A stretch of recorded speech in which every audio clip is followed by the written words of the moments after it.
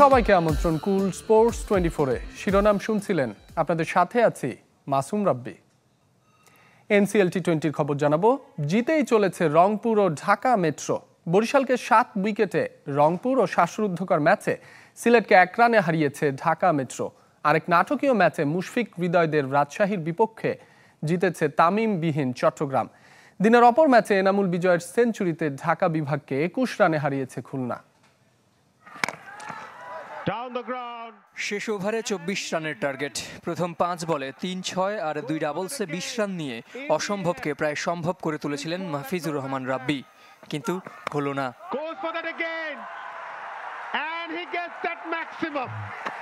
জিততে শেষ বলে 4 রান লাগলেও 2 রানের বেশি নিতে পারেননি 2023 যুব এশিয়া কাপ জয়ী অধিনায়ক। হতাশার প্রতিচ্ছবি হয়ে মাঠে বসে পড়লেন রাব্বি, সান্ত্বনা পেলেন প্রতিপক্ষ ক্রিকেটারদেরও। 3-4 আর 7-6 সাজানো 39 বলে 82 রানের বিধ্বংসী ইনিংস তার। ঢাকা মেট্রোর টানা 5ম জয়ের নায়ক আবু হায়দার রনি। বল হাতে 2 উইকেট নেয়ার আগে ব্যাট হাতে খেলেছেন 23 বলে 47 রানের অপরাজিত ক্যামিও। পাশের মাঠে হয়েছে শ্বাসরুদ্ধকর লড়াই, যেখানে বল হাতে হিরো নাইম হাসান। শেষ ওভারে রাজশাহীর 13 রানের টার্গেটে মাত্র 8 রান দিয়েছেন চট্টগ্রাম স্পিনার, নিয়েছেন 2 উইকেট। বৃথা গেছে টুর্নামেন্টে প্রথম ম্যাচে খেলতে নামা তাওহিদ হৃদয়ের 69 ও মুশফিকুর রহিমের 46 রানের ইনিংস। সিলেটে এদিন সকালটা নিজের করে নিয়েছেন এনামুল হক বিজয়। বিজয় দিবসে জন্ম নেয়া খুলনা ওপেনার 11 বছর পর স্বীকৃত টি20তে পেয়েছেন দ্বিতীয় সেঞ্চুরি। প্রথমটার মতো দ্বিতীয়টাও সেই বিজয়ের মাসে। খুলনা ঢাকা ম্যাচে ব্যবধান গড়ে দিয়েছে মূলত বিজয়ের ব্যাটিং। তার হার না মানা 101 রানে ভর করে 3 উইকেটে 180 রানের চ্যালেঞ্জিং স্কোর গড়ে খুলনা। প্রথম 38 বলে 50 পূর্ণ করা বিজয় পরের 29 বলে তুলে নেন সেঞ্চুরি। জবাবে হার এড়াতে পারেনি সাইফ হাসানের দল, তাই বুট 63 আর মাত্র 23 বলে 43 রানের ক্যামিও খেলেন অঙ্কন। দিনের আরেক ম্যাচে বরিশালকে 7 উইকেটে হারিয়ে টানা 5ম জয় তুলে নিয়েছে রংপুর। আলাউদ্দিন বাবুর বিধ্বংসী বোলিংয়ে 108 রানে গুটিয়ে যায় বরিশাল। মাত্র 9 রান দিয়ে 4 উইকেট নিয়েছেন আলাউদ্দিন। 11 উইকেট নিয়ে টুর্নামেন্টে সবাইকে ছাড়িয়ে এখন রংপুর পেসার। ছোট্ট টার্গেট আরো সহজ করে দেন চৌধুরী মোহাম্মদ রিজওয়ান। 53 রানে থামেন এই ওপেনার। জয়ের আনুষ্ঠানিকতা সারেন আব্দুল্লাহ আল মামুন ও অধিনায়ক আকবর আলী। জহির সাগর, চ্যানেল 24।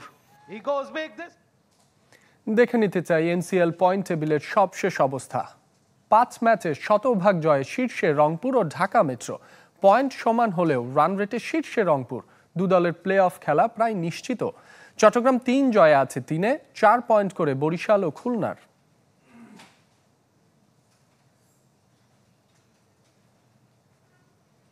আজ টুর্নামেন্টের 6ষ্ঠ ম্যাচ ডে।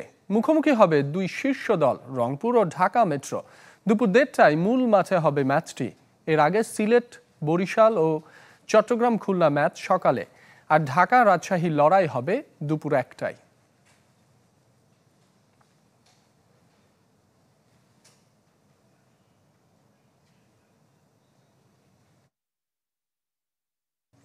পরিবর্তন এসেছে 2025 সালের সাফের বয়সভিত্তিক টুর্নামেন্টের সূচিতে। পিছিয়ে গেছে অনূর্ধ্ব 20 নারী চ্যাম্পিয়নশিপ।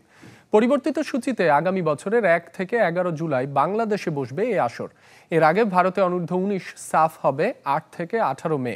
নারীদের অনূর্ধ্ব 17 টুর্নামেন্ট 14 থেকে 24 সেপ্টেম্বর।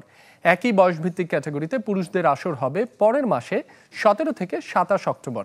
তবে এই 2 টুর্নামেন্টের ভেন্যু চূড়ান্ত হয়নি। আজ সাফ কম্পিটিশন কমিটির ভার্চুয়াল সভায় এই সিদ্ধান্ত হয়। পর্দা উঠল বাংলাদেশ চ্যালেঞ্জ ব্যাডমিন্টনের। আরও এক আসরে স্বাগতিকদের বহর বড়, তবু প্রত্যাশা সীমিত। কারণটা অনিয়মিত ঘরোয়া আসর আর লাল সবুজ শাটলারদের অপর্যাপ্ত প্রস্তুতি। আব্দুস সোয়াদ র্যাঙ্কিংয়ে দেশের শীর্ষ শাটলার, নারীদের সেরা উর্মি আক্তার। তাদের পরিচিতি আলোচনা শুধু আসর ভিত্তিক, সেটিও অনিয়মিত। পৃষ্ঠপোষকতা আর বাধ্যবাধকতার জন্য আন্তর্জাতিক টুর্নামেন্ট হচ্ছে, জাতীয় আসর কিংবা লিগও হয় না বছরের পর বছর। লিগ, তারপর হচ্ছে আরও আমাদের বিভিন্ন ডিস্ট্রিক্টে যেগুলো খেলা হয় এইগুলো খেলাগুলো যদি প্রতি বছরই হয় তাহলে দেখা যাচ্ছে আমাদের প্রতি বছর 7-8টা টুর্নামেন্ট খেললে আমাদের বিভিন্ন ডিস্ট্রিক্টের প্লেয়ার আসলে তাদের সাথে খেললে আমাদের খেলা ডেভেলপ হয়। আর দেখে আসতেছি যে হবে, আমরা কিছু পাবো বা আমাদের জন্য কিছু করা হবে। আমরা প্রত্যেকটা টুর্নামেন্টের আগে সেম কথাই শুনি, কিন্তু আসলে আমাদের জন্য কিছুই কখনোই করা হয় না। ব্যাডমিন্টন ফেডারেশনে বর্তমানে সভাপতি নেই। দেশের রাজনৈতিক পট পরিবর্তনের পর থেকে ভারপ্রাপ্ত সভাপতির কাঁধে দায়িত্ব।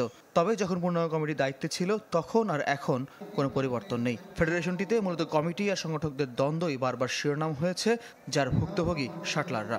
টুর্নামেন্ট উপলক্ষে ওরা আপনার 3 মাস 4 মাস বা লং টাইম প্রসেসে ওরা প্র্যাকটিস করে, সেজন্য ওরা অনেক ভালো খেলে। আমাদের যেমন এই টুর্নামেন্টের আগে কোনো ক্যাম্পিং হয় নাই, আমরা নিজেদের ইসে যতটুকু প্র্যাকটিস করতে পেরেছি আমি আমার বেস্ট ট্রাই করেছি। দেশে ইন্টারন্যাশনাল কম হওয়াতে দেশের প্লেয়ারগুলো সারা বছর প্র্যাকটিসে থাকে কিন্তু টুর্নামেন্ট খেলতে পারে না, জন্য আসলে তারা উপরের লেভেলে যেতে পারে না। ভারপ্রাপ্ত সভাপতি দায় চাপাচ্ছেন আগের নেতৃত্বের ওপর, যদিও সেই কমিটির সহসভাপতি হওয়ায় এখন অস্থায়ী দায়িত্বে তিনি। বিগত সময় দেখা গেছে কি যারা খেলাধুলার লোক না, খেলাধুলা সম্পর্কে কোনো আইডিয়া নেই, টেকনিক্যাল নো হাও না, সোজা কথা, তারা কিন্তু এগুলো রান করেছে। তা মূল উদ্দেশ্য হওয়া উচিত ন্যাশনাল প্রতিযোগিতা প্রতি বছর হওয়া উচিত এবং প্রতি বছর লিগ হওয়া উচিত। বাংলাদেশ চ্যালেঞ্জে অংশ নিচ্ছে 14 দেশের 140 শাটলার। উদ্বোধনী দিন ভারত আর ইংল্যান্ডের প্রতিপক্ষের সাথে জয় পেয়েছেন বাংলাদেশের সোয়াদ এবং আলামিন জুমার। ফয়জুল ইসলাম, চ্যানেল 24, ঢাকা। এই ছিল কুল স্পোর্টস 24 এর এখনকার আয়োজনে। খেলার সব আপডেট ও রিপোর্টগুলো দেখতে ভিজিট করুন আমাদের ওয়েবসাইট ও ফেসবুক পেজ facebook.com/sports24 টিম। ধন্যবাদ সঙ্গে থাকার জন্য।